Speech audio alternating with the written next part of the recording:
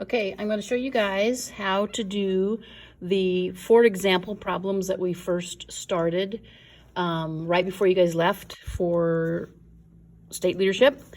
And I'm hoping that that you can see everything on the screen. It's been a while since I've done this. But anyway, our first one, remember that we're using the electrolysis of aluminum oxide to aluminum and oxygen. So hopefully you can see this up here. If you can't see this very well on the screen, stop the video, pause it, and have this balanced chemical equation in front of you. The first one is just a mole to mole. So I'm saying if I have 13 moles of aluminum oxide, how many moles of aluminum can be produced? So I'm going to start with my given, 13 moles, and I'm just going to shorten it up. I'm going to put AO for aluminum oxide just to make it easier. But you do want to always make sure you label what substance you're dealing with so that you don't get confused. Typically you would do Al2O3, but I'm packing a paw, so I'm going to shorten it up.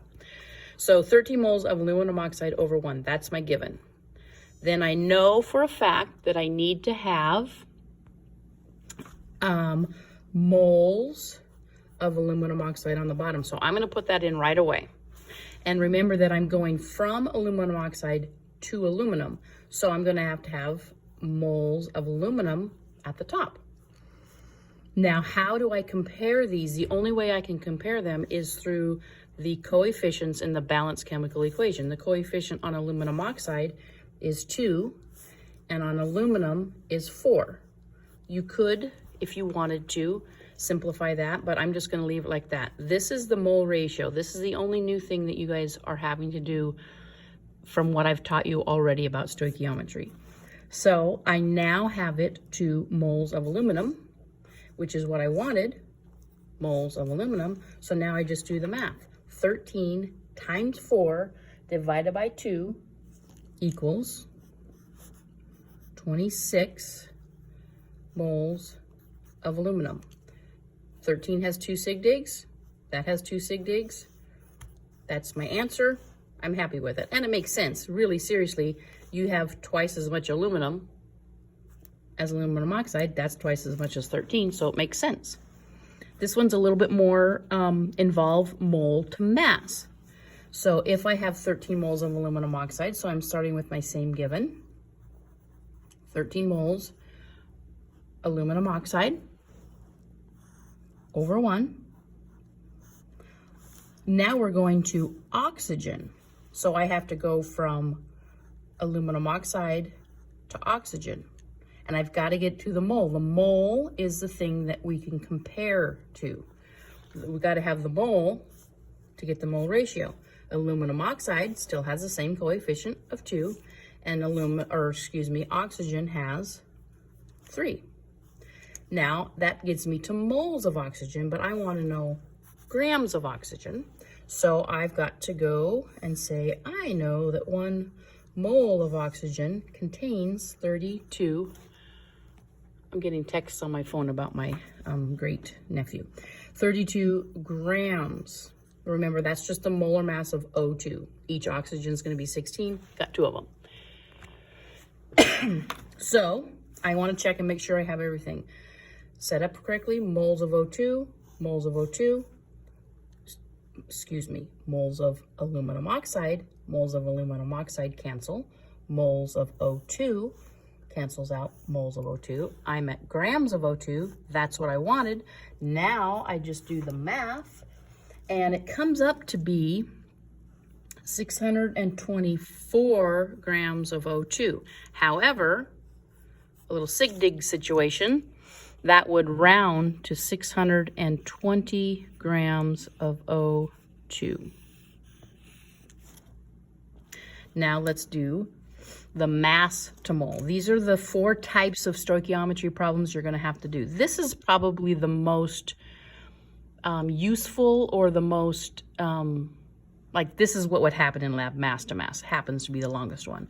But if 14 grams of aluminum are produced, 14 grams of aluminum are produced. That's my given, okay?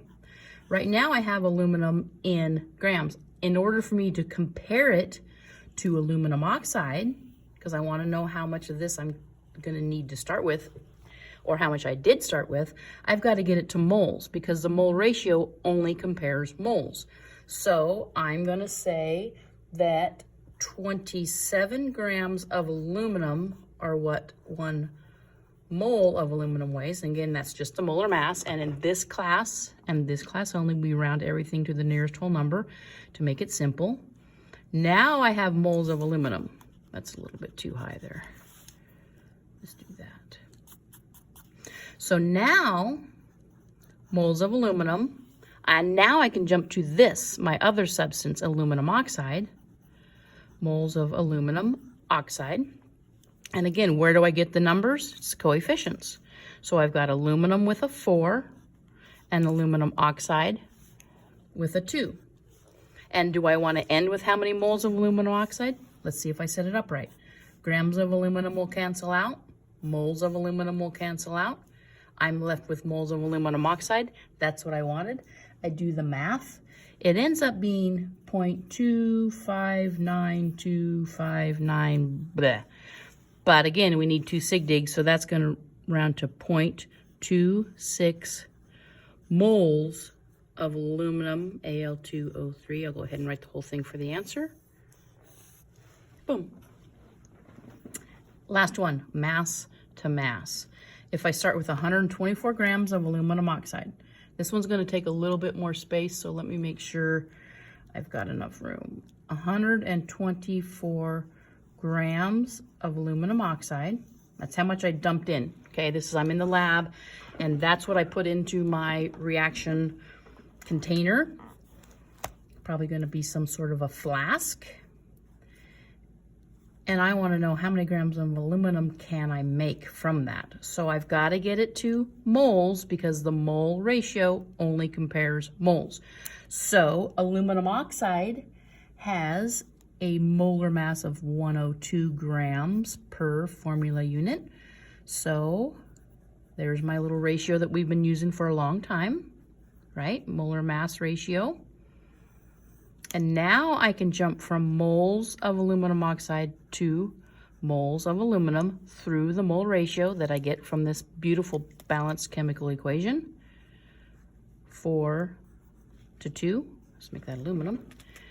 And I want to know how many grams of aluminum. So now I have moles of aluminum.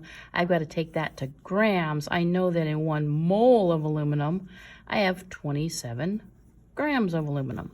Before I do anything with a magical math box, let's make sure I have it set up right. Grams of aluminum oxide, grams of aluminum oxide. Canceled. Moles of aluminum oxide, moles of aluminum oxide. All of my ratios are also true statements, okay? These things are true. A mole of aluminum oxide is 102 grams. You can't put something in here that doesn't make it a true statement. Now, moles of aluminum cancel out. I'm left with grams of aluminum, which is what I want. And so now I do the math. It ends up coming out to be 65.6470588, yada, yada. I need how many sig digs? 3. So 65.7 grams of aluminum will be produced when I put in 124 grams of aluminum oxide. Hopefully this helps.